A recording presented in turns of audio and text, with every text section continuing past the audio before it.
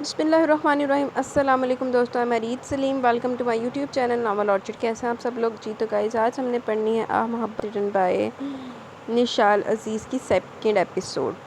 تو اس سے پہلے اگر آپ نے میرے چینل ناول آرچڈ کو سبسکرائب نہیں کیا تو سبسکرائب کر لیں اور ساتھ میں بیل آئیکن بھی پریس کر لیں تاکہ آنے والی ویڈیو آپ کو ملتی رہے، اور جن لوگوں نے فرسٹ ایپیسوڈ نہیں سنی وہ بھی سنیں اور اپنا رسپانس دیں۔ تو آئیں پڑھتے ہیں سیکنڈ ایپیسوڈ آف آہ محبت۔ کیا عبید ہمیشہ دیر کر دیتے ہو؟ علیشہ جو کالج کے لیے گھر سے نکلی تھی، پھر کالج سے کچھ دور ایک پارک میں کھڑی عبید کا جب سے ویٹ کر رہی تھی اور اب اس کے آنے پر منہ پھلائے بولی، اچھا سوری بابا، آج کل کچھ مصروفیت کے چکر میں دیر ہو جاتی ہے مجھے۔ علیشہ کے پھولے منہ کو دیکھ کر عبید مسکرا کر کہنے لگا، ساتھ ہی اس کے لیے کار کا گیٹ کھولا۔ علیشہ دراصل آج میں تمہارے ساتھ زیادہ ٹائم سپینڈ نہیں کر پاؤں گا، پیام نے آدھے گھنٹے کے بعد ایک ضروری کام سے بلایا مجھے۔ علیشہ کو کار میں بٹھانے کے بعد وہ اپنی سیٹ پر بیٹھتے گیا ہوا، مینوں زہر لگ دی علیشہ، یہ کیا بات ہوئی؟ ایک تو تمہارا یہ دوست، بلکہ مجھے تو لگتا ہے وہ تمہارا مالک ہے، جو کہتا ہے وہی کرتے ہو۔ میں نے کہہ دیا آج تم اس کی بات نہیں ماننے والے۔ ارے بھائی، میں نے کالج بنک کیا تمہارے لیے اور تم ہو کہ علیشہ سٹاپ اٹ یار، دوست ہے وہ میرا۔ عبید کی بات سن کر علیشہ جو غصے میں نان سٹاپ شروع ہو چکی تھی، اچانک عبید کے سنجیدگی سے ٹوکنے پر چپ ہوئی۔ اور میں کون ہوں تمہاری؟ اب وہ استفہامیہ نظروں سے اسے گھورتی ہوئی پوچھی۔ آف کورس گرل فرینڈ، بول کر عبید نے کار سٹارٹ کی۔ لاختی لعنت تیری زندگی تے علیشہ۔ تو پھر علیشہ، پیام کو ضروری کام ہے تبھی اس نے، تم ایسا کرو مجھے یہیں پر اتار دو، ویسے بھی ابھی ٹائم ہے، میں چلی جاتی ہوں کالج، تم جاؤ اپنے دوست کے پاس۔ عبید کے وضاحت دینے پر اس کی بات کاٹتے اس نے منہ بنا کر کہا تو عبید لب بھینچا۔ پر علیشہ بے یقین تب ہوئی جب عبید نے کچھ لمحے کی ڈرائیو کے بعد سیدھا کالج کے گیٹ پر روکی۔ جاؤ، بہت چنگی جتی پئی تینوں، لانتی عورتیں۔ وہ جس کی حرکت پر ہکا بکا رہ گئی تھی اب عبید کی آواز پہ حیرت سے دیکھنے لگی۔ جاؤ، عبید نے تھوڑی بلند آواز میں کہا۔ بے ساختہ علیشہ کی آنکھیں جھلملائی۔ تم ایڈیٹ، بات مت کرنا مجھ سے کبھی۔ گال پر پھسلتے آنسو کو انگلیوں کے پوروں سے صاف کرتی ہوئے چٹکنے والے انداز میں بولتی کار سے اتری۔ اس کے جانے کے بعد عبید نے چند پل تک کالج کے گیٹ کو خاموش نظروں سے تکا، کچھ سوچ کر وہ نفی میں سر ہلاتا وہاں سے نکلا، کیونکہ اب پیام کی کالج کے نمبر پر آنی شروع ہو چکی تھی۔ پیام مرتضیٰ نو اگر اگنور کرے گا تو پیام نے نانی دادی سارے پچھلے یاد کرا دینے۔ کل شادی اس کے لاکھ منع کرنے کے باوجود زبردستی خود گھر چھوڑ کر گیا تھا۔ راستے بھر میں اس سے باتیں کرتی شان سے پیام کی دھمکی کو بالکل فراموش کر بیٹھی تھی، اور اب علیشہ کے کالج جانے کے بعد وہ بھی ریسٹورنٹ کے لیے گھر سے نکلی تھی۔ رکشے میں بیٹھی وہ بس ریسٹورنٹ پہنچنے والی تھی کہ اچانک رکشے کے سامنے کار آ کر رکی۔ شان سے جو حیرت سے سامنے کار کو دیکھ رہی تھی، اس میں نکلنے والی ہستی کو دیکھ اس کی حیرت ناگواریت میں بدلی۔ پیام، وہ اسی کی طرف آیا تھا۔ شان سے بھی سرے کے اسپاٹ تاثرات سمیت رکشے سے اتری۔ لگتا ہے کل کی بےعزتی راست نہیں آئی۔ وہ بڑبڑاتی ہوئی اسے قریب آتا دیکھ رہی تھی۔ آج وہ اسے ٹھیک ٹھاک ذلیل کرنے کا ارادہ رکھتی تھی، پر اسے جھٹکا لگا جب پیام نے آتے ساتھ اسے بنا کچھ کہے عادتاً شانزے کا نازک بازو اپنے مضبوط ہاتھ میں دبوچا اور اسے کھینچتے ہوئے اپنے ساتھ لے جانے لگا۔ یہ وہ کیا کر رہا تھا؟ شانزے کا دماغ ایک دم ماؤک سا ہونے لگا، پر جلدی خود کو سنبھالتے ہوئے اس نے پیام سے بازو چھڑواتے ہوئے چیخنا چاہا۔ باقی الفاظ مکمل ہونے سے پہلے وہ شانزے کے منہ پر سختی سے اپنا بھاری ہاتھ رکھ چکا تھا۔ اسے زبردستی کار میں ڈال کر وہ بھی اندر بیٹھا۔ چل جی، چاک کے لے کے چلا کڑی۔ عبید جو ڈرائیونگ سیٹ پر بیٹھا پیام کا ویٹ کر رہا تھا، اسے یوں شانزی کو زبردستی کار میں بٹھاتا دیکھ مکمل آنکھیں کھول رہا تھا۔ یہ کیا کر رہا ہے؟ وہ پیچھے مڑ کر خالی ذہن سے اسے سوال کرنے لگا جو اپنی گرفت میں مچلتی شانزے کو قابو کرنے کی کوشش کر رہا تھا۔ چپ کر کے کار چلا، بعد میں بتاؤں گا۔ شانزے کی بھرپور مزاحمت پر وہ اسے مضبوطی سے پکڑے عبید کو بولنے لگا، پر اچانک اس کے منہ پر جمے اپنے ہاتھ پر شانزے کے دانت کا دباؤ محسوس کر کے وہ ہلکا سا رہا ہے۔ ہیلپ! کیا لڑکی ہے یار، عجیب مصیبت! پیام کا ہاتھ سرکنے پر وہ جو شیشے کی طرف منہ کیے چیخنے لگی تھی، ایک بار پھر اس کا منہ بند کرائے پیام جھنجھلا کر بولا، تو کار چلانا کمینے! عبید کو خاموشی سے بیٹھا تماشا دیکھ وہ دھڑا، تبھی عبید اسپات میں سر ہلاتا کار ڈرائیو کرنے لگا۔ کلوروفارم لگایا نا رومال میں، جلدی دے! شانزے کے مستقل مزاحمت پر پیام جلدی سے عبید کو بولا اور شانزے کے دونوں ہاتھوں کو جوڑ کر اپنے ایک ہاتھ میں پکڑا۔ یار وہ میں لانا بھول گیا۔ اوئے ہوئے کڈنیپرز دیکھ لو وہ۔ راستے پر نظر مرکوز کی عبید نے بھرپور پیام سے نظر چرانے کی کوشش کرتے ہوئے آہستگی سے کہا۔ دوسری طرف وہ پہلے سے لگاتار اپنی گرفت سے نکلنے کی کوشش کرتی اس لڑکی سے پریشان تھا۔ اب عبید کی بات سن کر بے ساختہ اس کا جی چاہے شانزے سمیت عبید کا بھی منہ توڑ کر رکھ دے۔ دیکھ ابے یار، یہ عجیب مصیبت پال لی! تنگ آ کر وہ چیخا، جبکہ شانزے مزاحمت کے طور پر اس کے سینے پر کبھی مکے برسا رہی تھی تو کبھی اس کے کندھے اور بازو پر ناخنوں سے نوچنے لگی۔ شکر تھا کہ وہ جیکٹ پہنا تھا، ورنہ اب تک پتہ نہیں اس لڑکی کے ہاتھوں کتنا زخمی ہو چکا ہوتا۔ میں تو کہنی کہ جیکٹ نہ پا کے آیا ہوں پھر تین لگتا سواس ڈیڈ کے فارم ہاؤس چل. کچھ دیر بعد وہ بولا اور اب وہ کافی حد تک شانزے کو سنبھال چکا تھا. دوسری طرف شانزے بھی نڈھال ہو گئی تھی خود کو چھڑانے کی ناکام کوششیں کرتے. فارم ہاؤس پہنچ کے اس نے شانزے کو کار سے نکالا ہی تھا کہ وہ چیخنا شروع ہو گئی. چھوڑو مجھے تم بے شرم انسان, تمہاری ہمت کیسے ہوئی مجھے پکڑنے کی, کوئی ہے بچاؤ. بنا رکے اس پر چیختی ہوئی ادھر ادھر دیکھ کر مدد مانگنے لگی جہاں دور دور تک سناٹا تھا. اس کے مستقبل چیخنے پر پیام اس کا ہاتھ پکڑے زبردستی سے اندر لے جانے لگا. عبید کو وہیں پر رکنے کا کہہ چکا تھا. اندر آ کر وہ راہداری سے تیزی سے گزرتے ہوئے شانزے کو کمرے میں لایا. اس کے تیز قدموں کے ساتھ شانزے بمشکل چلتی بلکہ گھسیٹتی آ رہی تھی. کمرے میں لا کر وہ جھٹکے سے شانزے کو چھوڑا اور وہ سیدھا بیڈ پر گری. تم بدلحاظ بے غیرت بے حیا انسان, سینس نام کی چیز ہے تم میں؟ یوں بلا جواسی یہ سب کرنے کا کیا مطلب؟ آخر کیوں پیچھے پڑے ہو میرے؟ بیڈ سے اٹھتی ہوئی وہ حلق کے بل چلاتے ہوئے بولی, جس پر کچھ دیر تک تو پیامی سے چہرہ بگاڑے دیکھتا رہا, پھر ایک ہاتھ سے اپنے کان میں چٹکی بجائی. شانزے تو سوالیہ نظروں سے گور رہی تھی, اب اس کی عجیب حرکت کو حیرت سے دیکھنے لگی. ہاں صحیح کام کر رہا ہے, اوئے ہوئے اور دیکھو ٹیٹ پن چیک کرو اسپائیدہ. دونوں کان میں باری باری چٹکی بجانے کے بعد وہ خوش ہوتا ہوا بولا تو شانزے غصے میں اس انسان کو دیکھنے لگی. وہ اب شانزے کی طرف متوجہ ہوا. او تو تم کیا پوچھ رہی تھی؟ نہیں بلکہ چلا رہی تھی. اپنی رسی کرنے کے بعد وہ بولتا تنزیہ مسکرائے. گہری مسکراہٹ ہونے کے باعث گال پر گڑا بنا تھا جو اس کی وجاہت کو ہمیشہ کی طرح اور نمایاں کر گیا. میں نے پوچھا کہ مجھے یہاں کیوں لائے ہو تم؟ اب وہ باقاعدہ چیختے ہوئے پیر پٹکی تھی. پیام نے ایک مرتبہ اپنا کان سہلایا. لڑکی آرام سے, میرے پاس یہی 2 کان ہیں جس سے صاف سن سکتا ہوں. اس کی بات کو اگنور کرتا وہ شاید نہیں یقیناً اسے تپانے کے لیے سب بول رہا تھا. پیام مرتضیٰ ہوئے سامنے تھے, کوئی اگلا بندہ نہ تپنا کی طرف کے ختم ہوئی ہوگا ساڑھے پوج کے. ساتھ ہی کہتے دماغ بھی ہے تمہارے پاس جسے تم استعمال نہیں کر سکتے. وہ بھی حاضر جوابی سے اپنا حساب چکتا کرتی تھی. پیام کی مسکراہٹ غائب ہوئی. بگڑے تاثرات سے میں شانزے کو دیکھنے لگا. بتاؤ نا کیوں لائے ہو تم مجھے یہاں؟ پیام کی خاموشی پر ایک مرتبہ پھر چیخی. پریشانی ہو ذرا, تم بس ایک رات کے لیے لے کر آیا ہوں تمہیں. وہ ریلیکس انداز میں بولتا صوفے پر ٹانگ پھیلا کر بیٹھا تھا. اس کی بات پر شانزے پر آنکھوں سے پیام کو دیکھنے لگی تو اسے ایک رات کے لیے لایا تھا مطلب. اور جو بات اس کے ذہن میں آئی, شانزے کی آنکھیں پل میں بھر آئیں. وہ اسے سمجھتا کیا تھا؟ کیا وہ کوئی کھلونا ہے جسے وہ ایک رات کے لیے لے کر آیا تھا؟ تم بے مروت انسان, اگر ایک رات کے لیے لانا تھا تو کسی اپنے جیسی کلاس کی لڑکی کو لاتے نا. صوفے کے پاس جا کر اس کے سر پر کھڑی ہو اپنی بھڑاس نکالتے ہوئے چیخی. 2 موتی ٹوٹ کر گال پر پھسلنے لگے. ایک سیکنڈ رکو ذرا, میں انہیں کیوں لاؤں؟ وہ جو اب سکون سے سیٹ کی پشت سے سر ٹکائے آنکھیں موندے تھا, اب شانزے کے چیخنے پر آنکھیں کھول کر اس سے ناسمجھی سے پوچھنے لگا. پیام کے سوال پر شانزے کے گال یکدم دہک اٹھے. اب وہ کیا بولتی؟ لاجواب ہو کر وہ صرف اپنی نم آنکھوں سے گھور ہی سکے. کیا ہوا بتاؤ, میں کیوں لاؤں انہیں؟ شانزے کی گھوری کو نظر انداز کرتا اور پھر پوچھا. ظاہر سی بات ہے, ایک رات کے لیے کسی لڑکی کو کیوں لایا جاتا ہے؟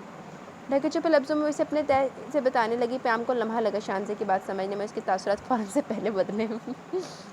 ایک لگاؤں گا کان کے نیچے. جھٹکے سے کھڑا تو بلند آواز میں درشی سے بولا. اس کے غضبناک تیور دیکھ شانزے 2 قدم پیچھے ہٹی. ایک رات کے لیے لانے کا کیا صرف وہی مطلب ہوتا ہے؟ پیام نے سختی سے پوچھنے پر شانزے بوکھلائی تھی.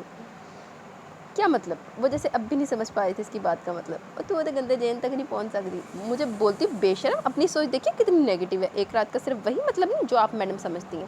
اسے بھرپور شرمندہ کرنے کے لیے ویسے الفاظوں کا انتخاب کر رہا تھا جس میں کامیاب بھی ہو, کیونکہ شانزے کا چہرہ خفت سے سرخ ہونے لگا تھا. ایک رات کا مطلب کہ آج رات تم اسی کمرے میں سو, کل میں تمہیں خود اس ریسٹورینٹ میں چھوڑاؤں گا, پھر سوچتی رہنا جو سوچنا. تفصیلاً نے اسے اپنی بات سمجھا کر پیام جیکٹ چھٹکتا وہاں سے جانے لگا. ارے پر رکو, مجھے یہاں لایا کیوں ہے یہ تو بتاؤ. اپنی خفت مٹاتی وہ آگے بڑھ کر جلدی سے بولی. یہ تمہاری سزا ہے چھوٹی سی, کل رات مجھے ذلیل کرنے کی. واپس اپنی دھن میں اسے تمس کر اڑاتی نظروں سے دیکھ پیام بولا, پھر روم سے نکل گیا. شانزے کو بے ساختہ پیام کی کل والی دھمکی یاد آئی. شادی کو چھوڑنے کے لیے پیام کا پیسہ دینا, پھر جواباً اس کا پیام کو ذلیل کرنا. کھٹاک کی آواز کا تو وہ ہوش کی دنیا میں ہی. سامنے دیکھا تو کمرے میں کوئی نہیں تھا. رکو, کھولو دروازہ, کھولو, بات سنو میری, تم ایسا نہیں کر سکتے. بھاگتے ہوئے دروازے کے پاس کھڑے ہو کر وہ لگاتار دروازہ بجاتی چیخنے لگی. کافی دیر بعد بھی کوئی رسپانس نہ ملا تو شانزے غصے میں 2-4 مکے دروازے پر مارتی نیچے بیٹھی. پر نقصان الٹا اس کا ہی ہوا. ہاتھ سوج کر بالکل لال ہو گئے. اپنے ہاتھوں کو سہلاتی وہ رونے لگی. جب سے وہ اس انسان اس سے ملا تھا تب سے شانزے کی زندگی اجیرن ہو رکھی تھی. آخر کیا چاہتا تھا وہ اس سے؟ یہ بات سمجھنے سے شانزے خود بھی قاصر تھے. روم سے باہر نکل کر وہ عبید کے پاس آیا تھا. تبھی وہ پیام سے حیران کن لہجے میں اس نے پوچھا, تو کرنا کیا چاہ رہا بھائی؟ اس کے سوال پر پیام کے لبوں پر دلکش مسکراہٹ پھیلی.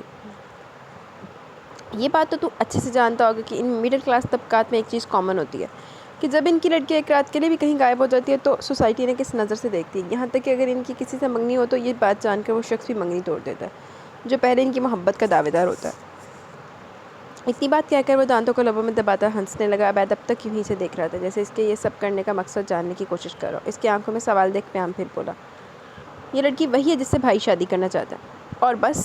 عبید ہونک بنا پیام کو دیکھا گیا۔ اس پر سختہ طاری ہوا تھا۔ پیام کی پچھلی بات کا مطلب اچانک سمجھ میں آیا۔ دماغ ایک دم گھوما۔ اس کا کوئی کیسے اپنے بھائی کی محبت سے دور کر سکتا تھا، اور وہ بھی اس طرح کہ وہ لڑکی پاک دامن ہو کر بھی بد کردار رہ جاتی۔ عبید نے سوچتے جس عبید بڑا چنگا پیام تو۔ کافی دیر بعد بھی عبید کو سمجھ نہ آیا مقابل کھڑے اپنے دوست کی شکل میں اس عجیب دماغ کے انسان کو کیا کہے۔ جو مرضی کہہ لو، گندے جینچ فکس نہیں ہونا۔ سبھی باتیں چھوڑ، چل ایسا کر کہ تو یہاں رک، میں رات کو آ جاؤں گا۔ پیام بول کر عبید کی کار کی طرف بڑھا۔ 1 منٹ رک یار۔ پیام کی کار کا گیٹ کھولتے ہی عبید جلدی سے بولتا اس کے قریب آیا۔ کیا یار؟ وہ دراصل ہاں، الشبہ ناراض ہو گیا مجھ سے، تو اسے منانے کے لیے مجھے اس کے کالج جانا ہے تاکہ چھٹی ہونے پر۔ تو یہ سب تم مجھے کیوں بتا رہا ہے؟ عبید کی بات کاٹ کر وہ کوفت بھرے لہجے میں بولا، یہ سب میں تجھے اس لیے بتا رہا ہوں کیونکہ میں کہنا چاہ رہا ہوں کہ تو یہاں رک، مجھے جانا ہے ابھی۔ اپنی بات مکمل ہونے پر پیام کے تاثرات دیکھ پتی سے نکالنے لگا، جبکہ پیام کا دل شدت سے اس کی جان لینے کا چاہا۔ اور چاروں پاسے پنگے تو لویں، چانے تو چاڑیں تیرے واسطے نہ رک کے جاوے اتھے بید رکے۔ میں اور اس جنگلی بلی کے ساتھ کبھی نہیں۔ ایسا کر کہ تو جا، میں کچھ کرتا ہوں۔ شانزے کا مسلسل خود پر مکے برسانا، ناخنوں سے نوچنا یاد کر کے پیام منہ بگاڑ کر بولا، پھر کچھ سوچتے ہوئے عبید کو جانے کا کہا، جس پر وہ سر ہلاتا کار میں بیٹھ کر وہاں سے نکل رہا تھا۔ اس کے جانے کے بعد پیام نے وہیں پر کھڑے موبائل جیب سے نکالا، پھر یاور کا نمبر ڈائل کرنے لگا۔ اے اللہ، 1 روپے لیتا تو دوسرا موسٹ بڑا بغیرت والا لیتا۔ دوپہر کو چھٹی ہونے پر الشبہ کالج سے نکلی تھی۔ آج اس کا موڈ بہت اداس سا تھا۔ پورا دن عبید کا وہ روکھا رویہ سوچ کر اس کی آنکھیں بار بار بھیگتی رہی تھیں۔ بمشکل سب سے چھپ کر وہ اکیلے میں رونے لگتی۔ اس سے پہلے تو عبید نے اس کے ساتھ کبھی ایسا نہیں کیا تھا۔ پھر اچانک کیوں انہی سوچوں میں وہ روڈ پر سیدھا چل رہی تھی، جبھی پیچھے سے آتی ایک مانوس آواز پر الشبہ کی قدم رکے۔ دل محبوب کی نرم آواز پر شور مچا اٹھا تھا، پھر بھی چہرے کے تاثرات سپاٹ بنائے وہ پلٹی۔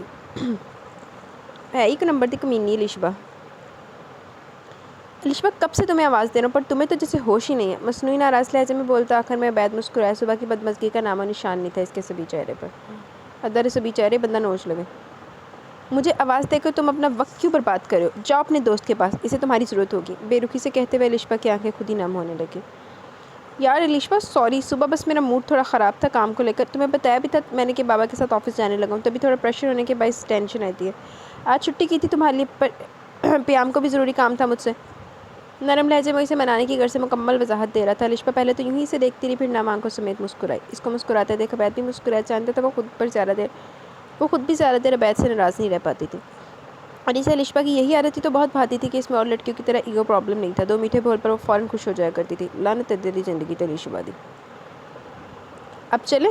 اپنی کار کی طرف اشارہ کر کے عبید مسکراتے لہجے میں پوچھا۔ نہیں عبید، آج نہیں، ایکچولی پیپرز قریب ہے، مجھے تیاری کرنی ہے، ورنہ کم نمبر آنے پر آپ ہی غصہ ہوں گی۔ اپنی بات مکمل کرتے الشبہ نے کندھے اچکائے، کیونکہ اب عبید کے چہرے پر اداسی چھائی تھی۔ یار تھوڑی دیر کے لیے چل لو، آدھے گھنٹے بعد چھوڑ دوں گا۔ اس کی امید بھرے لہجے میں بولنے پر الشبہ کھلکھلا دی، اس بات میں سر ہلانے لگی۔ پھر عبید کے ساتھ وہ سی سائڈ پر گئی تھی۔ وہاں کچھ دیر گھوم کر عبید اسے آئس کریم کھلانے لگی۔ اسے پتہ تھا کہ الشبہ آئس کریم کی دیوانی ہے۔ آئس کریم کھلانے کے بعد وہ اسے گھر کے قریبی پارک میں اتارا تھا۔ وہاں سے الشبہ جب پیدل گھر چلی گئی، تب عبید بھی مطمئن سا ہو کر آفس کے لیے نکل پڑا تھا۔ عبید وغیرہ نے کوئی آفس جوڑن دن دا۔ اس نے کال کر کے یاور کو بلایا تھا فارم ہاؤس میں شانزے پر نظر رکھنے کے لیے، پر ساتھ ہی یاور کی فطرت کو دیکھتے اسے وارن کرنا نہ بھولا کہ اس لڑکی کے ساتھ کچھ بھی غلط نہ کرے، جس پر یاور کھسیا کر ہنسنے لگا تھا۔ اب وہ راستے میں یاور کی کار لیے گھر کی طرف جا رہا تھا، تب اس کے ذہن میں یہ بات ہے کہ وہ لڑکی بھوکی بھی تو ہوگی۔ پہلے تو اگنور کر کے گھر ہی جانے کا ارادہ کرا تھا، پھر نہ جانے دل میں کیا سمائی کہ اس نے کار کا رخ ایک ریسٹورنٹ کے سامنے جانب کر لیا۔ بڑے اچھے بن رہے پیام صاحب۔ صبح سے دوپہر ہو چکی تھی، پر اب تک وہ اسی کمرے میں بند تھی۔ پیاس کی شدت سے شانزے کے حلق میں کانٹے چبھنے لگے۔ یہ کمرہ کافی کشادہ اور سوبر مگر خوبصورت تھا۔ فرنیچر کے علاوہ اسے یہاں کوئی روزمرہ استعمال ہونے والی چیز نہیں دکھی تھی۔ بیچ میں ایک بڑی سی کھڑکی تھی، پر افسوس کہ وہ شیشہ لاک ہونے کی وجہ سے وہاں سے بھی فراڈ نہیں ہو سکتی تھی۔ شیشہ ٹرانسپیرنٹ ہونے کے باعث وہ باہر کا منظر دیکھ سکتی تھی، جو کہ ایک وسیع باغ کی شکل پیش کر رہا تھا۔ اس نے کافی کوشش کی شیشے کا لاک کھولنے کی، پر پتہ نہیں کیسا لاک تھا، یا شاید اس کا لاک باہر کی طرف سے تھا۔ تک ہار کر اب وہ بیٹھ کے سائڈ پر زمین پر بیٹھی کئی سوچوں کے بھنور میں تھی، تبھی کھٹکے کی آواز پر چونکی۔ ہاں تو یہاں ہے محترمہ۔ خباثت بھرے لہجے میں شانزے کو دیکھ کر بولتا یاور کمرے میں داخل ہوا۔ پیام کے منع کرنے پر وہ کافی دیر تک خود پر کنٹرول کرتا رہا، پر آخر کار فطرت سے مجبور ہو کر اٹھ کر اندر آ گیا۔ بڑے سوندا میرے منہ جو گندی فطرت دا چھاڑ کے چلا گیا۔ کوئی اور وقت ہوتا تو شانزے اس کو ذلیل کر کے رکھ دیتی، پر یہاں پر اس کا خون سوکھا ہوا تھا۔ کمرے میں اکیلی، اوپر سے یاور کی آنکھوں میں خود کے لیے ٹپکتی ہوس، وہ کانپ کے رہ گئی اس کی غلیظ نظروں سے۔ کیا بدتمیزی ہے، وہ کہاں ہے، اسے بلاؤ۔ بے ساختہ شانزے کے ذہن میں پیام آیا، تبھی اندر کی گھبراہٹ پر قابو پاتے وہ چٹک کر بولی۔ نہ جانے سے کچھ پر شدت سے پیام کی کمی محسوس ہوئی۔ شاید اس سے یوں لڑنے اور بحث کرنے سے شانزے کو ایک اجنبی سی انسیت ہوئی تھی، اس امیر زادے سے۔ اندر کہیں یقین تھا کہ ضرور اس کا یہ دوست بغیر اس سے پوچھے شانزے کے پاس آئے۔ دل اس بات پر متفق تھا کہ اگر وہ ہوتا تو شاید یاور کو یہاں آنے نہیں دیتا۔ واہ، ایڈی نفرت دے وچ بھی تے نا ٹرسٹ ایشوز نہیں ہے۔ ارے جانے عزیز، ابھی اس کو چھوڑو، اس کی فکر کرو جو ابھی تمہارے سامنے ہے۔ قسم سے کبھی سوچا نہیں تھا کہ ایک نوخیز انچھوئی کلی بھی ملے گی مجھے۔ قدم با قدم اس کی طرف بڑھتے ہوئے یاور کمینگی سے بولتا ہنس رہا تھا۔ شانزے تھوک نکلتے راہ فرار ڈھونڈنے لگی، پھر اچانک کچھ سوچتے ہوئے وہ خود کو قریب آتے یاور کو دھکا دیے دروازے کی طرف بھاگی۔ پر اگلے لمحے شانزے کی آنکھیں پھیلیں جب یاور نے پیچھے سے اس کا دوپٹہ کھینچا تھا۔ پن سے سیٹ ہوا دوپٹہ ہلکے سے پھٹنے کی آواز کے ساتھ یاور کے ہاتھ میں آیا تھا اور شانزے کو سکتہ ہو گیا۔ اب کہاں جاؤ گی جانے من، اس کا دوپٹہ بیڈ پر اچھالے یاور اس کی طرف بڑھائی۔ شانزے جو دوپٹہ چھوٹنے پر یکدم ہوش میں آئی تھی، کمرے کے دروازے کے پاس بھاگی اور اب اونچے ہونے کی کوشش کرتی اوپر لگی چٹکنی گرانے لگی جو یاور نے اندر داخل ہوتے چڑھائی تھی۔ تم سے نہیں ہو پائے گا یہ جان۔ اسے مسلسل اوپر ہاتھ کی چٹکنی کھولنے کی کوشش میں مگن دیکھ یاور نے آہستگی سے شانزے کی نازک کمر پر ہاتھ سے ہلاتے کہا۔ تو شانزے بدک کر پلٹی تھی، سرخ آنکھوں میں خوف کی واضح لکیر کھینچی تھی، یاور کو خود کے بے حد سے زیادہ نزدیک دیکھ۔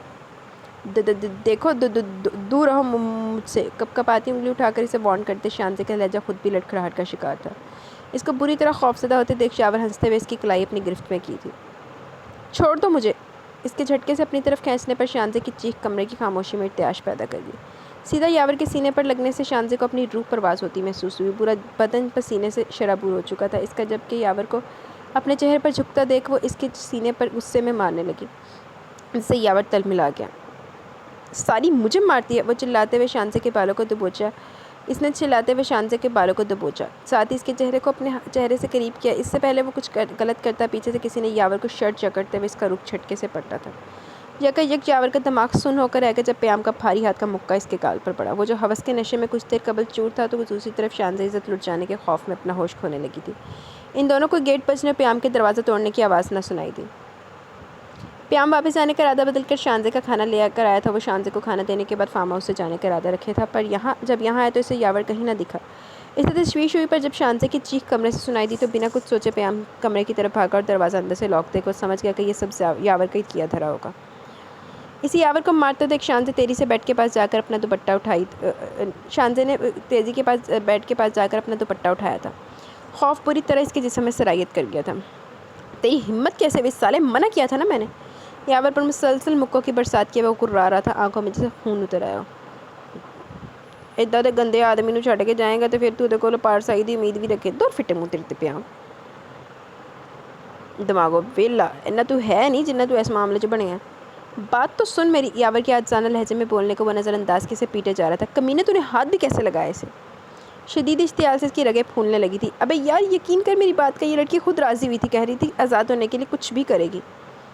یاور کے گگیانے پر ایک پل کو پیام کا ہاتھ رکا۔ اس نے لہو رنگ نظروں سے شانزے کو تحیر سے دیکھا جو اپنے دوپٹے سے خود کو کور کیے دوپٹہ مٹھیوں میں بھینچے نمزدہ مگر نفرت بھری نظروں سے یاور کو دیکھ رہی تھی۔ بھیگے سرخ گال اور نازک وجود کی تھرتھراہٹ اندر کے خوف کی عکاسی کر رہے تھے، جسے چھپانے کی ناکام کوشش کے تحت وہ گلابی ہونٹوں کو ایک دوسرے میں پیوست کیے کھڑی تھی۔ بکواس کرتا ہے، پیام مرتضیٰ کو بے عقل سمجھ لیا کیا؟ واپس اسی کی درگت بناتا وہ دھاڑا۔ اتنی تو اس میں سمجھ تھی کہ جو لڑکی اس کے ہاتھ لگانے پر چیخ پڑتی تھی وہ بھلا کیسے اپنی عزت خراب کرنے پر راضی ہو سکتی تھی۔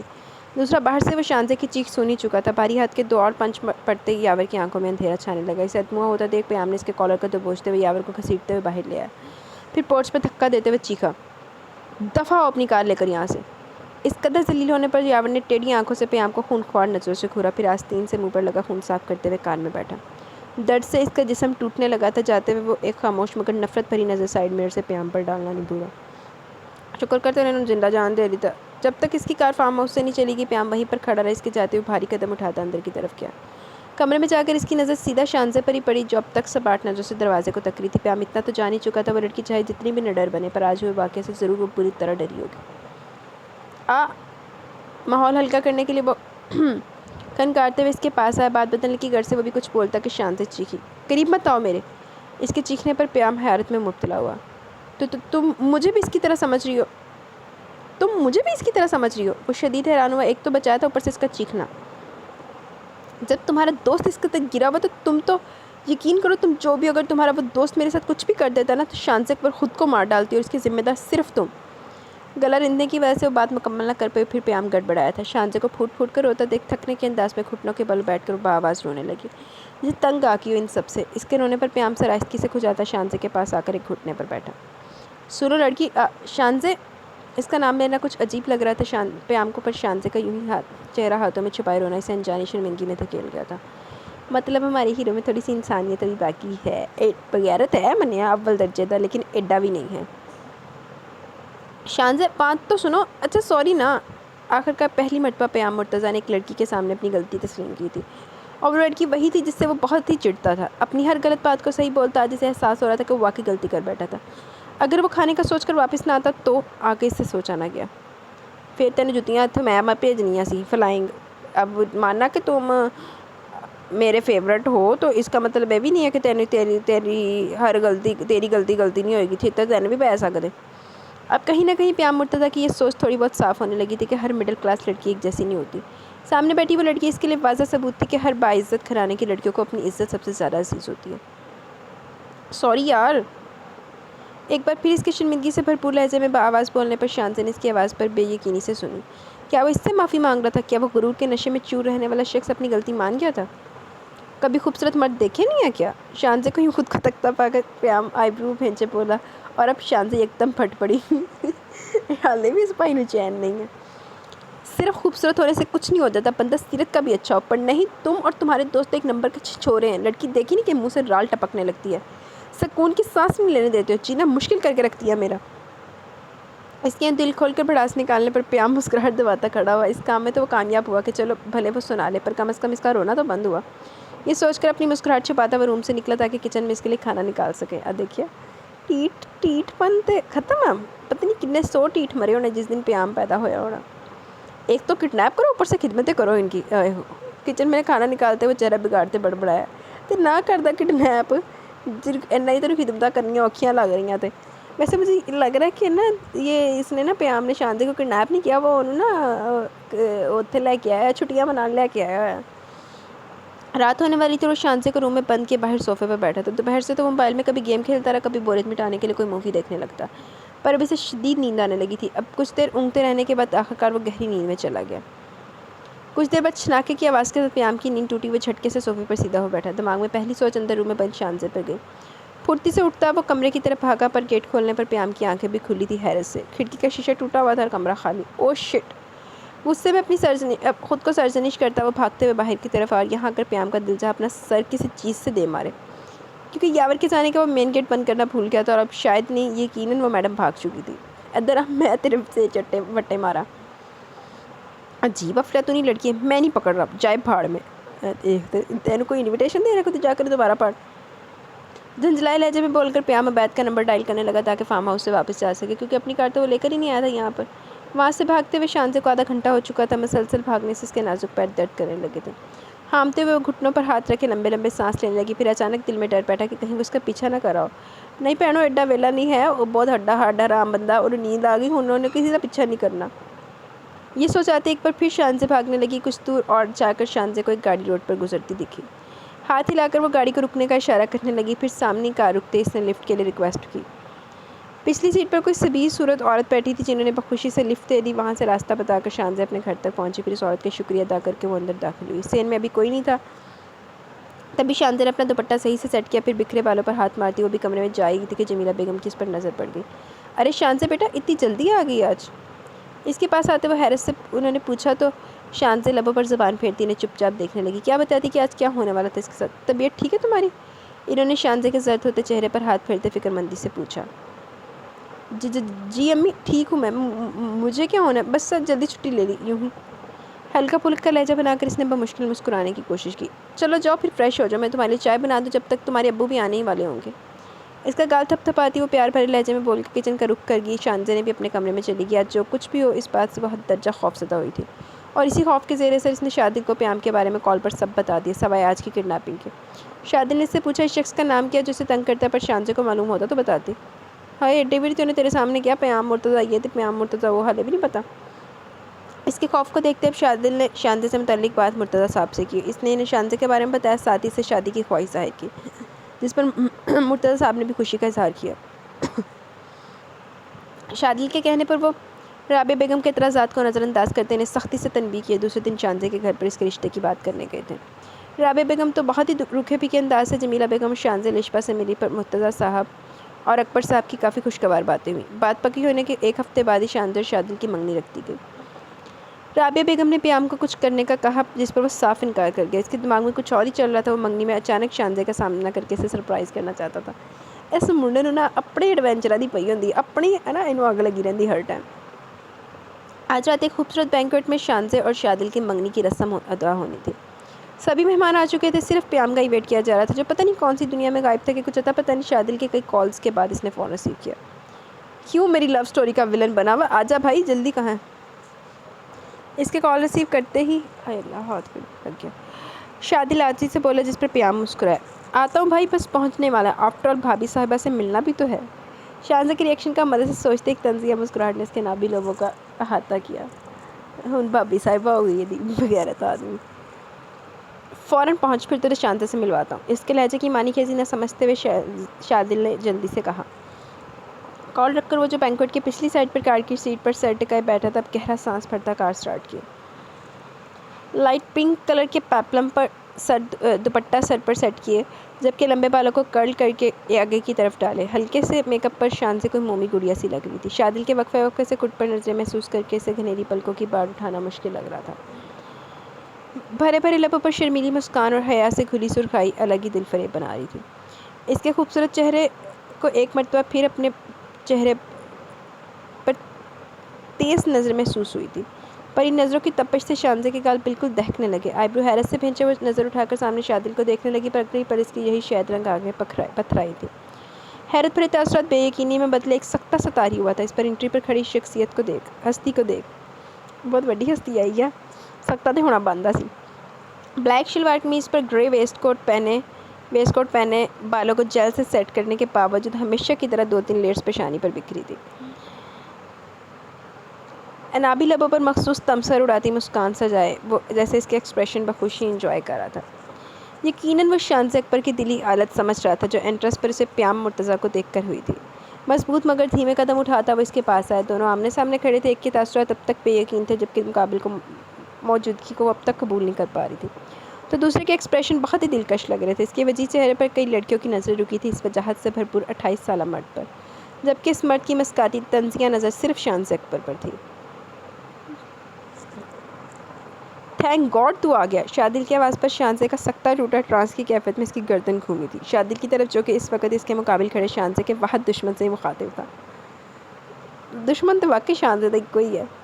شانزے، اس سے ملو، یہ ہے پیام، میرا چھوٹا بھائی۔ نرمی سے بول کر شادل نے مسکراتے ہوئے پیام کا کندھا تھپکا کر اسے گلے لگایا۔ اب شادل کی اس بات پر شانزے کی کیفیت بالکل نڈھالی ہوگی۔ بمشکل خود کو گرنے سے بچایا وہ ہانسا چہرہ لیے پیام مرتضیٰ کو دیکھ رہی تھی۔ شادل کے بولنے کے انداز سے صاف اپنے بھائی کے لیے محبت شانزے کو محسوس ہوئی۔ اس کا دماغ بالکل معاف سا ہوا تھا۔ ایک انسان کو بے انتہا پسند کرتی تھی تو دوسرے سے نفرت، اور وہ دونوں ہی بھائی کیسے سنبھال پائے گی؟ وہ سب اس کی معاف کرتی سوچے پیام کی بھاری آواز پر سٹاپ ہوئی۔ ہیلو بھابھی، ہونے والی بھابھی، ویسے آپ کا چہرہ کچھ دیکھا دیکھا سا لگ رہا ہے۔ نو ون بیٹ دا کمینگی لیول آف پیام مرتضیٰ۔ حیران ہونے کی بھرپور ایکٹنگ کرتا وہ لب دبائے بولا۔ شادل اچنبھے سے اسے دیکھنے لگا۔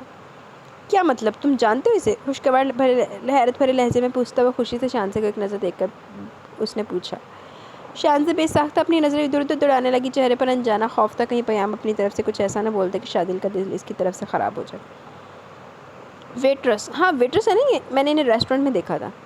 آواز کو تھوڑا بلند کی وہ آس پاس کے لوگوں کو ان تینوں کی طرف متوجہ کرنے میں کامیاب رہا، اور شانزے کی آنکھیں یہاں بے ساختہ نم ہوئی تھی۔ لوگوں کی نظریں خود پر محسوس کیے وہ کبھی اپنے پیشے پر گلٹ فیل نہیں کرتی تھی، پر پیام نے جس تذیق پر لہجے میں یہ الفاظ کہے تھے اس کا شرمندہ ہونا بنتا تھا۔ فی الحال یہ میری منگیتر اور تمہاری بھابھی ہے پیام۔ شادل کو بھی پیام کا یوں بولنا پسند نہیں ہے، تبھی وہ سنجیدگی سے بولا، ساتھ ہی شانزے کے گرد بازو حائل کر کے اس کے کندھے پر ہاتھ رکھا۔ اس کے سپورٹ کرنے پر شانزے بھیگی مگر مسکراتی نظروں سے شادل کو دیکھنے لگی۔ پیام نے ستائشی نظروں سے دونوں کو دیکھا۔ بھابھی نہیں، ہونے والی بھابھی۔ دوسری طرف قدم بڑھاتا وہ جاتے جاتے بھی اس پر طنز کرنا نہ بھولا۔ اس کے جانے کے بعد شادل تعصب سے پیام کی پشت کو دیکھ کر شانزے کی طرف متوجہ ہوا۔ اس کی بات کا برا مت ماننا، اپنے پونکندی عادت تھا، وہ ایسا ہی ہے، تھوڑا بدتمیز پر دل کا بہت اچھا ہے۔ اپنے تے شادل نے شانزے کا دل پیام کی طرف سے صاف کرنے کی کوشش کی، جس پر وہ نرمی سے مسکراتی اس بات میں سر لگی۔ اب وہ کافی حد تک سمجھ چکی تھی اور ساتھ یہ بات بھی سمجھ گئی کہ اب اس انسان کو شادی کے بعد بھی جھیلنا ہوگا۔ بالکل، شادی کے بعد بھی جھیلنا، مردے تام تک جھیلنا، ایڈی آسانی دے نال پیام مرتضیٰ کو جان چھوٹ جاوے، ایسا ہو سکتا ہے؟ بلکہ ابھی تو یہ شادی کے بعد پتہ لگے گا کہ پتہ جائے گا کہ ہوتا کیا کیا تمہارے ساتھ۔ تبھی وہ خود کو ابھی سے تیار کرنے لگی تھی۔ عبید، الشبا کی نظر عبید پر پڑی تو وہ حیرت سے پکار بیٹھی۔ وہ جو پیام اور دیگر دوستوں کے ساتھ باتوں میں مگن تھا، الشبا کی مانوس آواز پر چونکتے ہوئے پلٹا، اب اس کے تاثرات بھی کچھ الگ نہیں تھے۔ دونوں ایک دوسرے کو دیکھ کر حیران ہوئے تھے۔ دیکھتے سے بہن دی منگنی تے بھی آ کے نا اپنی بہن کے دیور کے دوستوں کو بلایا گیا جا کر، لاکھ دی لعنت تیری زندگی تے، تم یہاں کیا کر رہی ہو؟ وہاں سے ایکسکیوز کرتا ہوا الشبا کے پاس آ کر حیران کن لہجے میں اس نے پوچھا۔ یہی سوال میں بھی تم سے کروں کہ تم یہاں کیا کر رہے ہو؟ اس نے الٹا ہی سوال کیا، جس پر عبید نے مڑ کر پیام کی طرف اشارہ کیا۔ وہ پیام، اس کی بھائی کی منگنی پر آیا ہوں۔ عبید کے اشارے پر الشبا نے پیام کی طرف دیکھا تو بے ساختہ اس کی آنکھوں میں ستائش کی لکیر ابھری۔ اس شخص کی پرسنالٹی تھی ہی ایسی کہ ہر لڑکی مرعوب ہو جاتی۔ وجاہت سے بھرپور وہ کسی مغرور شہزادے کی طرح لگا الشبا کو، جو ہر لڑکی کی چھپی نظروں کا مرکز تو بنا تھا ہی، پر وہ سبھی لڑکیوں سے بے پرواہ اپنی نظر کرم کسی پر ڈالنا تک گوارا نہیں کر رہا تھا، سوائے شانزے پر تھے۔ سب سے بے نیاز وہ مغرور شخص تو صرف ایک ہی لڑکی کی طاق میں تھا، اور کہ کب موقع ملے اور ایک بار پھر اپنے طنز کا تیر کا نشانہ بنائے۔ میں کی کیا سی گندا جڑا جین ہے نا، ہمیشہ ہن شانزے نو دراج جڑا نے ویر پال لیتا نا۔ اب تم تو بتاؤ کہ تم کیسے آئی یہاں پر؟ عبید کی آواز پر الشبا کی نظریں پیام پر سے ہٹائے اسے دیکھنے لگی۔ میں کیوں نہ ہوں؟ ارے میری ہی تو بہن کی منگنی ہے، وہ دیکھو شانزے اپی۔ الشبا خوشی سے اور بھی باتیں بول رہی تھی، پر عبید کو حیرت کے جھٹکوں کی زد میں آ گیا تھا۔ وہ لڑکی الشبا کی بہن تھی جسے اتنے دنوں سے پیام پریشان کر رہا تھا، اور تو اور کچھ دن پہلے اسے کڈنیپ بھی کیا تھا۔ عبید، الشبا نے اس کے آگے چٹکی بجائی، تب وہ ہوش میں آیا۔ الشبا کی سوالی نظر خود پر دیکھ کر وہ جلدی سے بولا، وہ تمہاری بہن ہے؟ وہ جیسے اب بھی بے یقینی تھا۔ ہاں تو کیوں، کیا ہوا؟ اب کہ الشبا تھوڑا چنبے سے پوچھنے لگی تو عبید نفی میں سر ہلانے لگا۔ نہیں کچھ نہیں ہوا، ہلکے سے بڑبڑاتے ہوئے الشبا کو ایکسکیوز کر کے واپس پیام کے پاس گیا تھا۔ منگنی کی رسم بڑوں کی دعاؤں سمیت بہت ہی اچھے ماحول میں اختتام پذیر ہوئی۔ رابعہ بیگم جتنا کڑ رہی تھی شادل کے ساتھ بقول ان کے اس قریب لڑکی کو دیکھ کر، اتنا ہی سب خوش تھے ان کی منگنی پر، لیکن ساتھ ہی دو لہو رنگ آنکھیں تھیں جو خاموشی سے اس منظر کو دیکھ رہی تھی، پر اندر اس کے جھکڑ سے چل رہے تھے۔ اس کا دل چاہ رہا تھا سب کچھ ختم کر ڈالے، پر نہیں، وہ ابھی کچھ نہیں کرنا چاہتا تھا۔ وقت آنے پر وہ پلان اپنا سر انجام دینے کا سوچ رہا تھا۔ خوش ہو لو جتنا ہونا ہے شانزے اکبر، آخر میں تمہیں باسط زبیر کا ہی ہونا ہے۔ اے اللہ، ہائے ہائے، شانزے بیچاری کتنے اپنے ہن کھپے۔ شادل کے ساتھ وہ شادی کرنا چاہتی ہے، ہن پیام مرتضیٰ چاہتا ہے کہ وہ بیاہ نہ ہوئے۔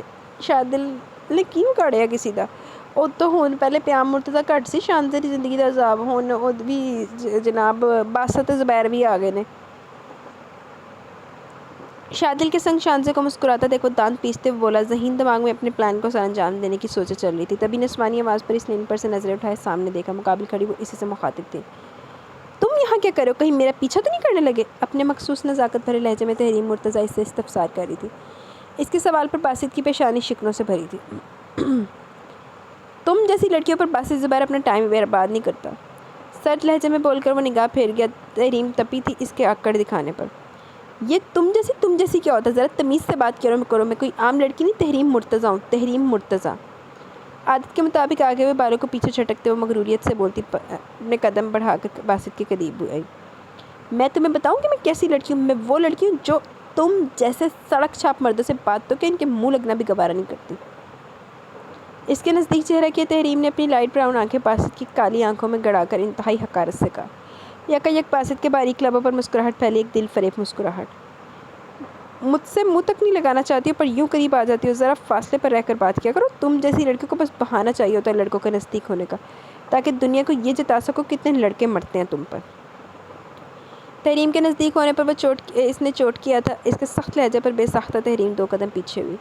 باسط کی نظروں میں اپنے لیے کراہیت دیکھ کر وہ جل کر ہی تو رہ گئی تھی، جبکہ وہ اس پر طنز کرتا وہاں سے جا چکا تھا۔ وہاں رہنا باسط زبیر کے لیے ماحول ہونے لگا تھا۔ ہائے ایک شانزے اکبر دیکھو کدے حصے آندی باسط زبیر دے پیام مرتضیٰ نے تے انہوں ویسے اپنے حصے چ نہیں لیانا نا یا شادل مرتضیٰ تے شادل اور شانزے کھڑے ہلکی آواز میں ایک دوسرے سے باتیں کر رہے تھے تبھی رابعہ بیگم ان دونوں کی طرف آئی۔ شادل بیٹے ادھر آؤ، تمہیں کسی سے ملوانا ہے۔ شانزے کو بالکل نظر انداز کیا وہ شادل سے کہنے لگی، ان کے رویے پر شانزے زبان لبوں پر پھیرتی سر جھکا گئی۔ امی کس سے ملنا ہے؟ اسے ادھر ہی لے آئیں۔ شانزے بھی مل بیٹا شانزے کہیں بھاگی نہیں جا رہی، بات سن لیا کرو، آؤ ادھر۔ اب کے تھوڑا روڈ لہجے میں بول کر وہ شادل کا بازو تھامے ہوئے اسے لے جانے لگی۔ شانزے میں ابھی آیا۔ اسے عجیب نہ لگے تب شادل بول کر رابعہ بیگم کے ساتھ گیا۔ شانزے وہیں پر کھڑی ان دونوں کو دیکھنے لگی۔ شانزے کلی کھڑی ان آگے ڈنگر زمانے دے کول خون چوسانا سے شانزے دا۔ رابعہ بیگم شادل کو کسی لڑکی سے ملوا رہی تھی۔ اس لڑکی کی نظر میں شادل کے لیے پسندیدگی دیکھ شانزے نگاہ چکائے سوچنے لگی کیسے ایڈجسٹ کر پائے گی ویسی فیملی میں جہاں جتنے لوگ اسے پسند کرتے ہیں ان سے زیادہ اسے ناپسند بھی کرتے ہیں۔ آہو رابعہ بیگم نہیں پسند کر دی، پیام مرتضیٰ بھی نہیں، اٹ کتلا ویر ہے تو پھر تحریم بھی تو انہوں نے دیا، وہ کتنا پسند کرے گی؟ صرف شادل اور اس کا باپ ہی پسند کرتا ہے شانزے کو۔ بیٹر جوس ابھی وہ سوچتی کہ اس کے کان کے بالکل قریب کوئی اچانک بولا۔ شانزے نے چونک کر گردن کو مخصوص طنزیہ مسکراہٹ سے میرے اس کے بالکل قریب کھڑا وہ اسے دیکھ رہا تھا۔ شانزے کی آنکھوں میں ناگواری چھائی۔ میں کیا نا انہیں آئے نا ڈنگر زمانے دے دا خون چوسنا سے مانا لڑکی کہ تم ریسٹورنٹ میں ویٹرس ہو، پر اس کا یہ مطلب تھوڑی کہ میں جہاں بھی ویٹر کو آواز دوں گا تو آپ مجھے خود سے مخاطب سمجھے گی بھابھی جی۔ اپنی بات کہتے ہوئے طنزیہ مسکراہٹ اس کی طرف اس نے اچھالی تھی۔ دلی خوشی محسوس ہوئی شانزے کا چہرہ بگاڑتی دیکھ اسے خاموشی سے خود کو دیکھتا پا کر وہ جو سیٹی کی دھن بجاتا جانے لگا تھا شانزے کی آواز پر رکا۔ لہجہ تھوڑا درست کر کے بات کیا کرو مجھ سے، بھابھی بنی نہیں ہوں پر جلدی بنوں گی، ساتھ ہی بہت جلد تمہیں تمیز بھی سکھاؤں گی۔ بہت کمی ہے آپ میں تمیز کی، شاید کسی نے سکھائی نہیں دیور جی۔ شانزے نے ٹکا ٹکا کے جواب دے دیا پیام نے۔ اسی کے لہجے میں پیام کا جواب دے کر وہ خود بھی اس پر طنزیہ مسکراہٹ اچھالے وہاں سے جمیلہ بیگم کے پاس آ گئی تھی۔ آخر کب تک برداشت کرتی وہ اس کی فضول باتوں کو؟ پیام کی مسکراہٹ غائب ہوئی، اس کی بات پر ناگواریت بھری نظروں سے وہ شانزے کو اس نے دیکھا تھا۔ آہو تو جو مرضی کہندا رہے تینوں کو جواب بھی نہ دے، تیرے بغیر نہ شانزے سیٹ رہا دی تینوں ٹکا ٹکا کے جواب ملتے ہیں نا۔ شادی کی خواہش پر مرتضیٰ صاحب نے خوشی کا اظہار کرتے ہوئے 2 مہینے بعد ان دونوں کی شادی کی ڈیٹ فکس کر دی۔ ڈیٹ فکس ہونے کے بعد جمیلہ بیگم تو مارکیٹوں کے چکر لگاتے نہیں تھک رہی تھی۔ مرتضیٰ صاحب کے لاکھ منع کرنے کے باوجود اپنے اکبر صاحب اور جمیلہ بیگم نے ہر ممکن کوشش کی شانزے کا دہیز تیار کرنے میں۔ دن پر لگا کر اڑے تھے شادی کی تیاریوں میں۔ دوسری طرف پیام نے بھی اب شانزے کو پریشان کرنا چھوڑ دیا تھا۔ بقول اس کے وہ اب کوئی فالتو ٹائم نہیں رکھتا ایسی مڈل کلاس لڑکیوں کے لیے۔ وہ خوش نہیں تھا تو اداس بھی نہیں تھا ان سب سے، اسے جیسے فرق ہی نہیں پڑ رہا تھا کسی چیز سے۔ ادھر شانزے نے بھی ریسٹورنٹ کی جاب چھوڑ دی تھی۔ آج 2 مہینے بعد شانزے اور شادل کی بارات تھی۔ اکبر صاحب نے اپنی خودداری کی بدولت ایک خوبصورت ہال میں بارات کا انتظام کروایا تھا۔ حالانکہ مرتضیٰ صاحب نے انہیں آفر کی تھی کہ ایک ہوٹل کے پیسے مرتضیٰ صاحب دیتے پر انہوں نے سہولت سے انکار کر دیا۔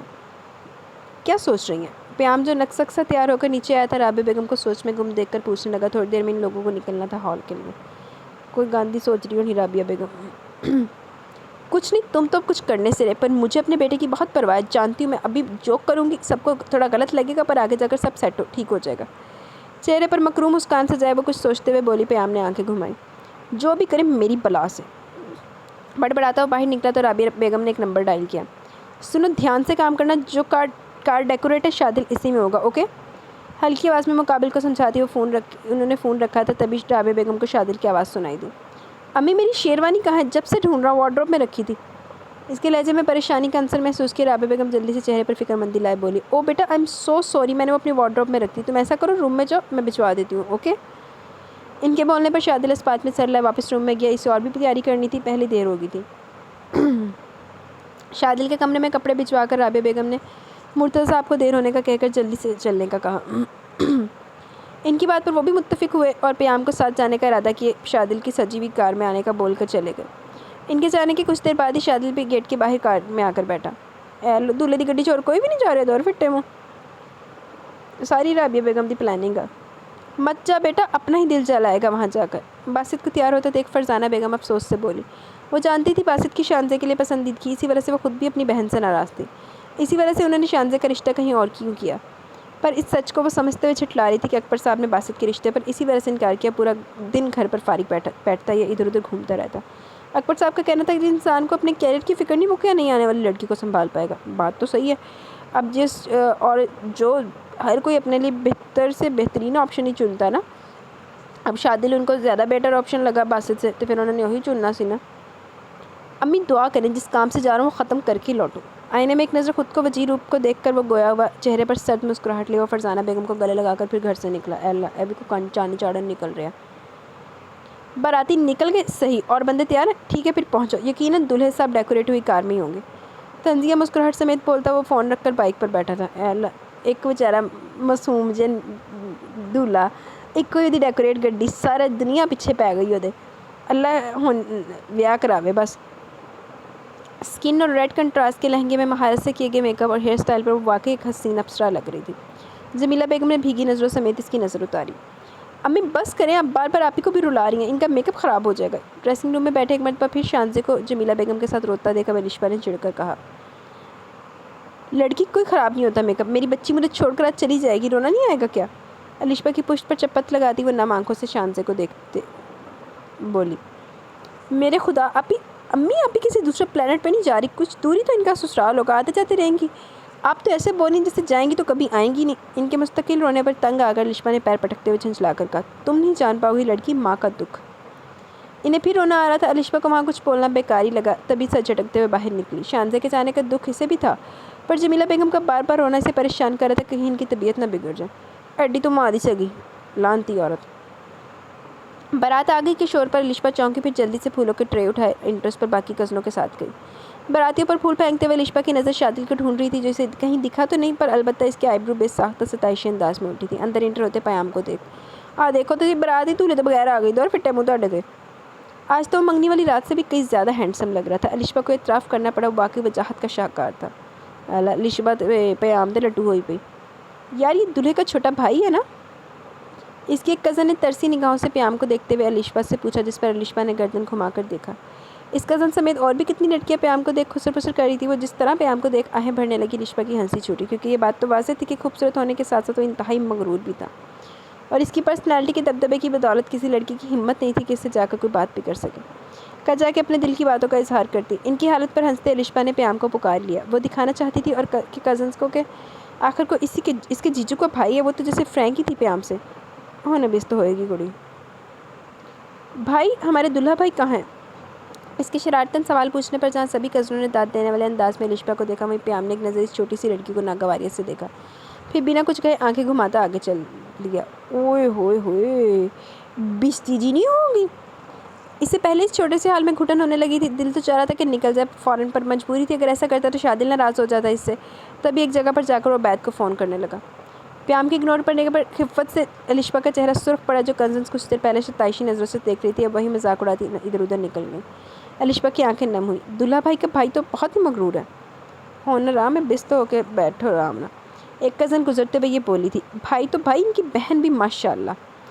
اب کی آتی آواز پر الیشبا نے سامنے نظر کی، یہ تو وہ منگنی والے دن ہی جان گئی تھی کہ تحریمی شادل کی بہن ہے، وہی مغرور لڑکی جس پر کالج میں حکم چلاتی تھی، اب وہ اس کی رشتہ داری بننی تھی، اور اسی بات پر الیشبا کو بہت چڑ محسوس ہوئی تھی۔ ابھی بھی وہ انٹرس پر آتے ہوئے تحریم کا حال پر ایک اچٹتی نگاہ ڈال کر چہرہ بگاڑنا نزاکت سے چلنے سے بہت کھلا تھا۔ تحریم کے ہر انداز سے یہی شو ہو رہا تھا کہ اسے ہر چیز پہ بہت کراہیت آمیز لگ رہی تھی۔ الیشبا کو دیکھ کر اس نے ایک بار پھر حقارت سے نگاہیں گھمائی اور رابعہ بیگم کے پاس چلی گئی۔ ان کا خود حال اپنے دونوں بیٹے اور بیٹی سے کم نہ تھا، البتہ منگنی کے بنسبت آج وہ تھوڑا خوش تھی، اور خوشی کی وجہ بھی تو تھی۔ صرف ایک مرتضیٰ صاحب ہی تھے جو دلی خوشی سے ہر کسی سے مل رہے تھے۔ ان کے اخلاق پر ہی تو اکبر صاحب اور جمیلہ بیگم کو آس تھی بہت۔ عبید کے آنے کے بعد الیشبا نے اس سے زیادہ باتیں نہیں کی۔ ایک تو جمیلہ بیگم اور رشتہ داروں کے سامنے ہونے سے وہ تھوڑا ڈری تھی، اور دوسرا آج کام بھی سے بہت تھا۔ نکاح کا وقت آیا تو سبھی شادل کا انتظار کرنے لگے۔ دلہا ہی نہیں حالت تک پہنچے، باقی پوری برات پہنچی ہوئی ہے۔ یار جو الیشبا جیسے بغیرت ہوتے ہیں انہوں نے کر ڈر خوف ہوتا کر لیں تو چھڈ، پر تیرے ذمہ تو کوئی کام نہیں ہے نا۔ اکبر صاحب کے پوچھنے پر مرتضیٰ صاحب نے بتایا کہ شادل کچھ ہی دیر میں پہنچنے والا ہے۔ اسے تیار ہونے میں پہلے ہی دیر ہو چکی تھی۔ مزید دیری نہ کرتے وہ ڈرائیور کو کار کی سپیڈ بڑھانے کا کہا اس نے۔ آج وہ بہت خوش تھا، جسے چاہا آخر کار وہ آج اس کی محرم بن جائے گی، اور کیا چاہیے تھا شادل مرتضیٰ کو؟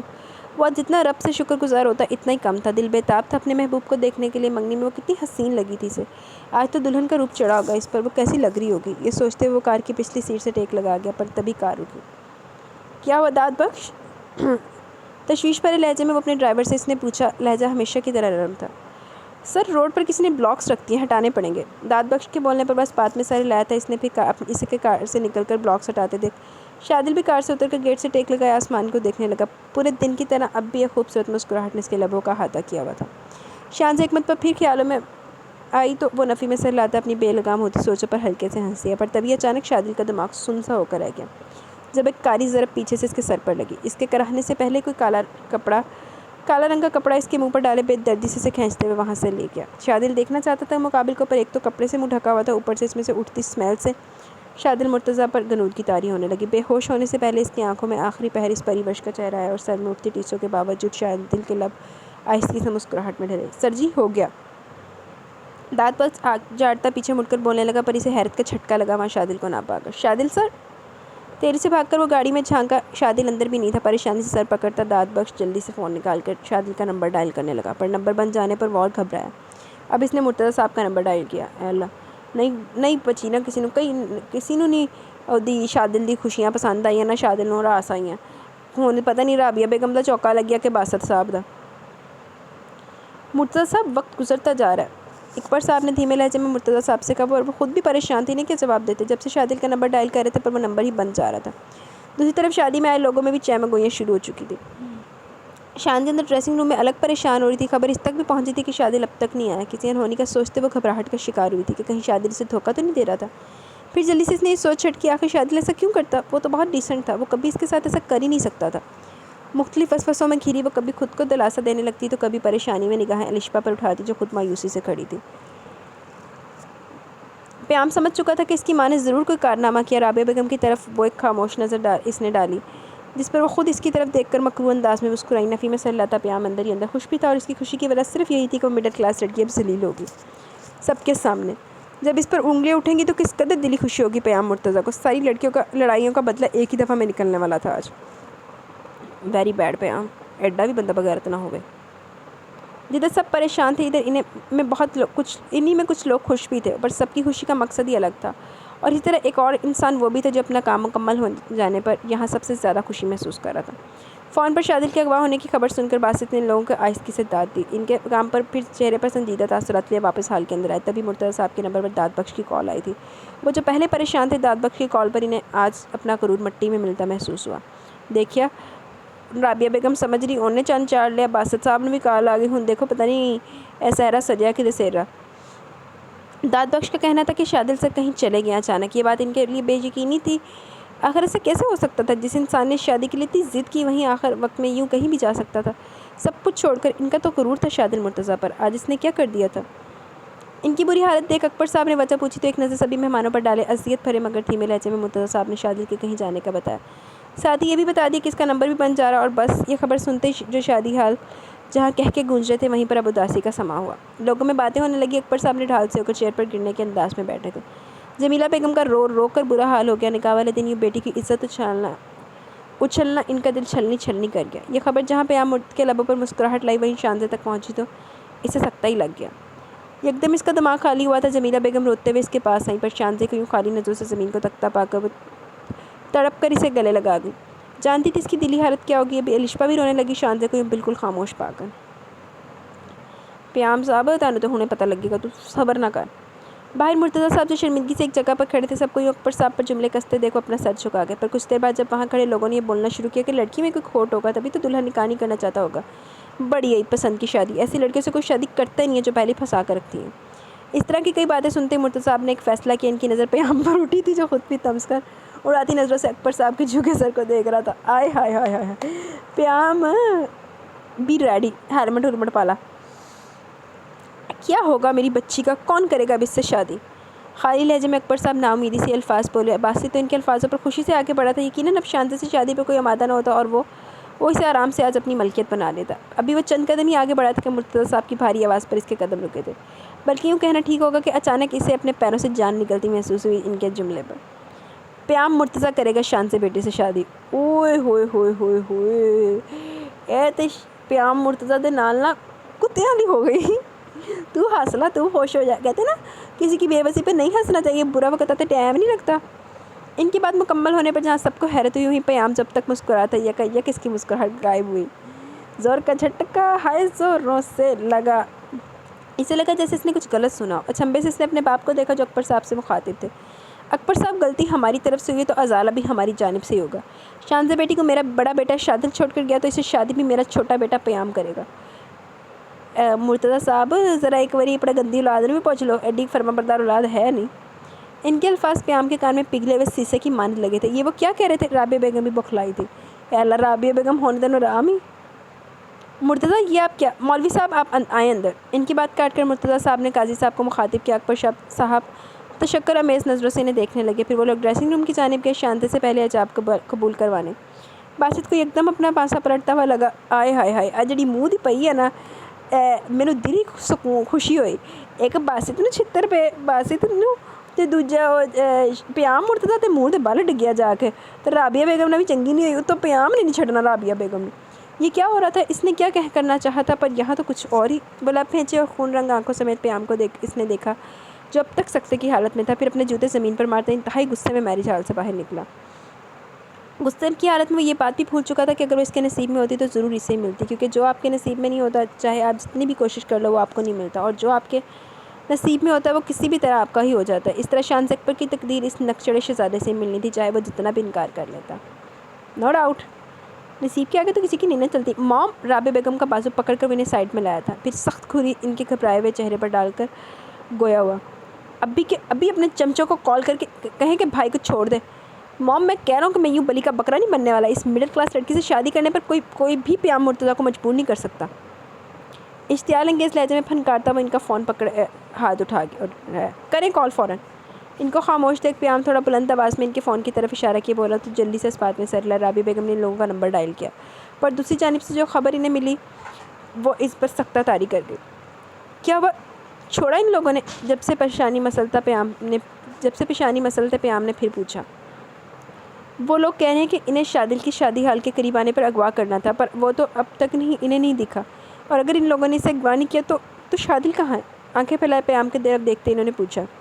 مجھے کیا پتا؟ وہ جیسے بفر ہی گیا تبھی غصے میں تقریباً چیخا. پھر مہمانوں کا لحاظ کر کے اپنا سر جکڑتے خود کو نارمل کرنے کی کوشش کی. میں کہہ رہا ہوں مام کہ میں اس مڈل کلاس لڑکی سے نکاح نہیں کرنے والا. اپنے شوہر کو بتا دیجیے. وہ انگلی اٹھا کر انہیں وارن کرتا وہ گرایا تھا. پیام، باپ ہے وہ تمہارے. اس کے لہجے پر رابعہ بیگم نے ٹوکا. کیسے باپ ہے؟ بیٹے کی زندگی برباد کرنے پر تلے. دیکھتا ہوں کیسے کرواتے میرا نکاح اس اوچھی لڑکی سے. میں بھی دیکھتا ہوں کیسے نہیں کرتے تم شانزہ بیٹی سے نکاح. اللہ، ابا جی دی انٹری ہو گئی.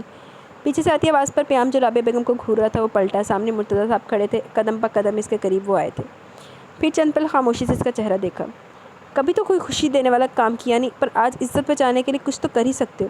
احسان ہوگا تمہارا مجھ پر اگر یہ نکاح کر لو گے تو. اب اس کی سرخ انگارہ آنکھوں کو دیکھتے انہوں نے سنجیدگی سے کہا. آخر پرابلم کیا ہے آپ لوگوں کے ساتھ؟ میرے پیچھے کیوں پڑیں؟ یہاں حال میں اور بھی تو لڑکیاں کر دیں کسی سے بھی اس کی شادی. میں پاگل نہیں جو اس مڈل کلاس سے شادی. پیام کی بدلے حاضی سے تیزی سے چلتی زبان ایک اچانک رکی. مرتضیٰ صاحب کے ہاتھ جوڑنے پر وہ سکتے کی حالت میں انہیں دیکھنے لگا. بے بسی میں اس کی آنکھیں نم ہوئی جنہیں پلک چھپکا کر وہ صاف کر گیا.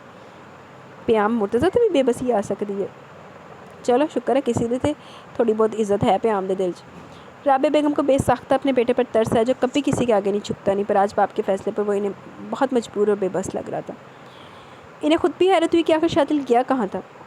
اگر یہاں پیام مرتضیٰ بے بس ہوا تھا تو دوسری طرف شانزہ کی حالت بھی کچھ الگ نہ تھی. وہ خالی ذہن سے نکاح نامے پر سائن کر گئی. منہ میں الفاظ ہی نہیں تھے کسی اعتراض کے، اور کرتی بھی کیوں جب اپنا ہی دھوکہ دے گے تو وہ اور کسی کو کیا بولتی. اور یوں شانزہ اکبر شادل مرتضیٰ کی جگہ پیام مرتضیٰ کی محرم بنتی. اس کی مستقبل کی ہم سفر منتخب کر دی گئی.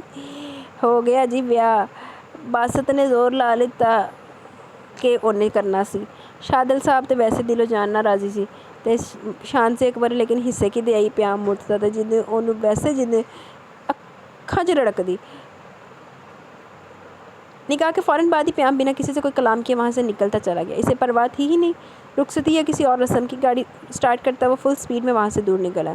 کافی دور جانا چاہتا تھا وہ اس جگہ سے جہاں اس کی زندگی بدل کے رکھتی گئی تھی. کہاں اس کی اپنی لائف تھی لاپرواہی سی والی جس میں وہ صرف عیش کرتا تھا، پر اب اس کی زندگی میں کسی اور کی موجودگی وہ اس سب کی وجہ سے قبول ہی نہیں کر پا رہا تھا.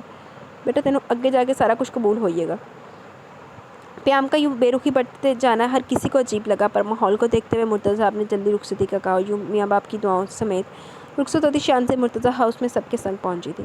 رابعہ بیگم تو اندر آتے بنا اس سے مخاطب کے اپنے کمرے میں چلی گئی. البتہ تحریم نے باپ کی خاموشی کا تھوڑا بہت لحاظ کرتے ہوئے شانزہ کو پیام کے کمرے میں لے جا کر چھوڑا.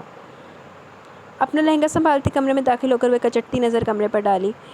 خوبصورت نفیس کمرہ، لیکن اس میں ہر قیمتی اور ایکسپینسو چیز ادھر ادھر پھینکی۔ مالک کی ناقدری اور لاپرواہی کا منہ بولتا ثبوت تھی۔ آئی نو آپ نے کبھی ایسی چیزیں دیکھنی ہوگی، اس لیے ایڈجسٹ ہونا تھوڑا مشکل لگ رہا ہوگا، ہے نا؟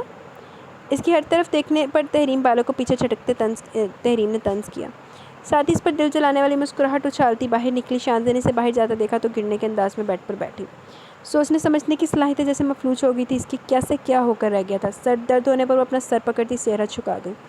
دو موتی پلکوں سے گر کر سرخ عارضوں پر پھسلے، جس پہ کیا ضبط وہ اب ٹوٹا۔ وہ دونوں ہاتھوں میں چہرہ چھپائے پھوٹ پھوٹ کر رو دی۔ آخر کیسے سنبھال پاتی وہ یہ سب؟ پہلے تو اسے ڈھارس تھی کہ شوہر اچھا ہوگا تو ایک ایک کر کے سب کا دل جیت لے گی، پر اب تو معاملہ ہی بدل گیا تھا۔ شوہر ہی سب تو بڑا گندہ مل گیا، اس کا سب تو بڑا حرامی تھا شوہر بن گیا ہوتا۔ اچھا، نیم گنودگی کی حالت میں اس کے کانوں میں کسی کی باتیں کرنے کی آوازیں گونج رہی تھی۔ آہستہ آہستہ ذہن بیدار ہوا تو سر درد سے پھٹنے لگا اس کا۔ آنکھیں بمشکل کھولنے پر سب کچھ دھندلا سا دکھا تھا۔ اس کی کسی کی دھندلی شکل تھی، کوئی اسے ہلکے سے جھنجھوڑ کر اٹھا رہا تھا۔ شادل نے پلکیں جھپک کر مقابل کو دیکھنے کی کوشش کی۔ انجانا چہرہ تھا، اس سے پہلے وہ پھر آنکھ بند کرتا کسی نے اس کے چہرے پر پانی سے چھڑکاؤ کیا۔ دماغ بالکل معاف ہونے لگا تھا، پھر بھی تھوڑی بہت کوششوں کے تحت وہ اٹھ کر بیٹھنے میں کامیاب ہوا۔ کپڑوں سے تو یہی لگتا کسی اچھے گھرانے کا۔ کسی کی آواز کانوں میں پڑی تو وہ جو خاموشی سے زمین کو گھورا تھا۔ نیم آنکھیں اٹھا کر دیکھا، چاروں طرف لوگوں کا ہجوم تھا۔ میں کہاں بیٹا؟ آپ یہاں پر پتہ نہیں کب سے بے ہوش پڑے تھے۔ میرے بیٹے کی نظر پڑی تو اس نے سب کو آواز دی۔ شکر ہے آپ کو ہوش آ گیا، ورنہ ہمیں تو لگا تھا کہ آپ… خیر چھوڑیں، یہ بتائیں آپ کون ہیں اور کیا ہوا ہے آپ کے ساتھ؟ ایک بوڑھے آدمی کے سب بتا کر اب سوال کرنے پر شادل کے دماغ میں یکدم شانزے کا چہرہ لہرا اور وہ جھٹکے سے کھڑا ہوا۔ اس کے لڑکھڑانے پر لوگوں نے مدد کی کھڑے ہونے میں۔ آپ لوگ ٹائم بتائیں گے مجھے؟ شادل کے بے تابانہ انداز پر ان لوگوں کو حیرت ہوئی۔ پھر اس میں سے ایک نے کہا، یہی کوئی 1:30 بجنے کو ہے رات کے۔ اس کا یہ کہنا تھا کہ شادل کا دل دھک سے رہ گیا۔ کسی انہونی کے ہونے کا سوچ کر وہ جلدی بولا، دیکھیں آپ لوگ میں سے کوئی مجھے ابھی اس میرج ہال میں چھوڑ سکتے ہیں پلیز؟ مخصوص نرم مگر عاجزانہ لہجے میں بولتا، وہ بہت بے چین لگ رہا تھا۔ ان میں سے ایک آدمی نے اس کی بات پر حامی بھرتے ہوئے اسے اپنی بائک پر بیٹھنے کو کہا۔ شادل کا دل بری طرح گھبرا رہا تھا۔ آدھے گھنٹے کی مسافت کے بعد وہ لوگ ہال پر پہنچے۔ جلدی سے بائک سے اترتا وہ ہال کی جانب گیا، پر وہاں اندھیرا دیکھ کر وہ دونوں ہاتھ اپنے منہ پر پھیرے ہوئے۔ کچھ سمجھ نہیں آ رہا تھا، اپنی زندگی سے یوں اچانک بدلتی ہوئی لگی۔ آخر کیا ہوا تھا؟ سب کچھ کیسے بدلا؟ کچھ پلے نہیں پڑ رہا تھا۔ وہ واپس مڑا اور اس آدمی کو مرتضیٰ ہاؤس کا ایڈریس بتا کر وہاں جانے کی ریکویسٹ کی۔ اس آدمی تو پیٹرول وارد تھا نا۔ جی تو گائز، یہاں پہ ہماری یہ سیکنڈ ایپیسوڈ اپنے اختتام کو پہنچی۔ کیسی لگی آپ کو ایپیسوڈ؟ اپنی رائے کا ضروری اظہار کیجیے گا۔ اب جو شانزے اکبر سے شانزے پیام مرتضیٰ بن چکی ہے، تو اب کل دیکھیں گے کہ ان کی آفٹر میرج سٹوری کتنی کتوں کتی ہو کے چلتی ہے، کتنے یہ لوگ چھتر چھتری ہوتے ہیں، یہ اب کل دیکھیں گے، ٹھیک ہے؟